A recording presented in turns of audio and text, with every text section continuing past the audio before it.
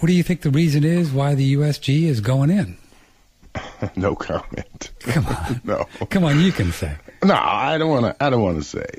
Well, the Libyan central bank, for one, is one of the put few. You on the spot. Yeah, is one of the few 100% state-owned central banks. So they're you mean Muammar owns the bank? That's right. Yeah, yep. The Republic of Libya owns the central bank for one, and I hear they have some natural resources over there. No, I maybe a little bit. Yeah, I don't. Sand, perhaps. Sand, I'm not sure. Sand is big. Silica is good. Could be. They need to make a lot of silica, and where else are you going to get sand?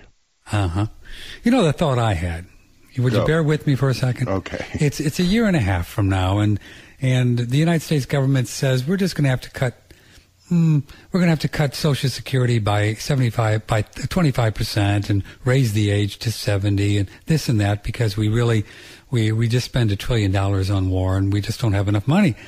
And so a couple million people decide to march on Washington, a peaceful demonstration, and then some of the military start firing on the people in Washington because they do. If that would happen, it could. And then all of a sudden Russia comes in to support the people that have gone to the demonstration in Washington. It's a dangerous precedent. How do you think we would feel? Right. How do you think we would feel? Would that be legal? Well, would that be lawful? It depends who wins. Would that be reasonable? I mean, is it any different from what I just said? I don't think so.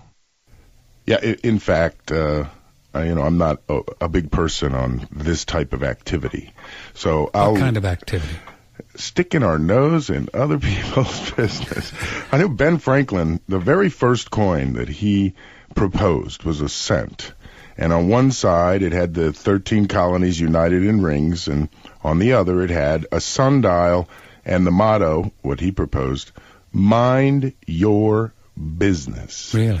Yes. Ben did. Yeah. Good old Ben. Yeah. So I'm big on that mind your business thing. And isn't there a quote that you see from time to time, Andrew, with George Washington talking about the foreign entanglements and the affairs of Europe? And he called, what did he say? Something to the effect. Do you know the quote? Yeah, we should avoid foreign entanglements from his second, sort of like the Eisenhower, watch out for the military-industrial complex. In Washington's day, that's when the French had their little thing, firing on their own people. Oh, yeah. All right, and Jefferson said, hey, we got to get over there and help the French people.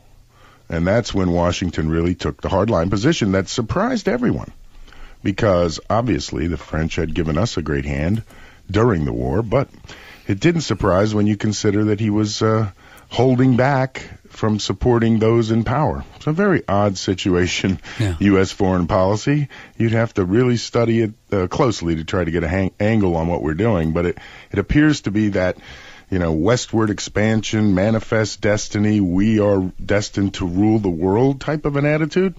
I don't know where it came from, but it's been around for quite a while. Well, of course, it's been spun, and it has been since, we've been doing these things maybe the last 30 or 40 years of installing democracies around the world. Right, and then leaving the strings attached so that, we can jerk them around whenever we need to.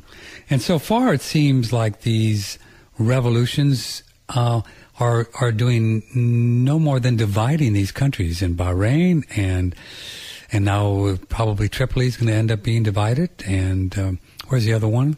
In North Africa. They get all divided up, and then you have these civil wars, and boy, what a mess. Yeah, and into the vacuum comes the strong hand of power that, they choose a side. Right, the glue. Yeah, pick a side, coalesce around it, and then fund it, take over, and voila, you've now got another country under your belt or within your sphere of influence. And I think that's what it really is. They want it's not a we anymore, right? No. Money wants to be able to call places and get things done. And the way that is done is by having your people there. So if you study the history of the old merchant bankers Everyone likes to talk about the House of Rothschild. You see how they got things done. The office in London called the office in Paris, right? He sent the carrier pigeon, and that's how they got things done.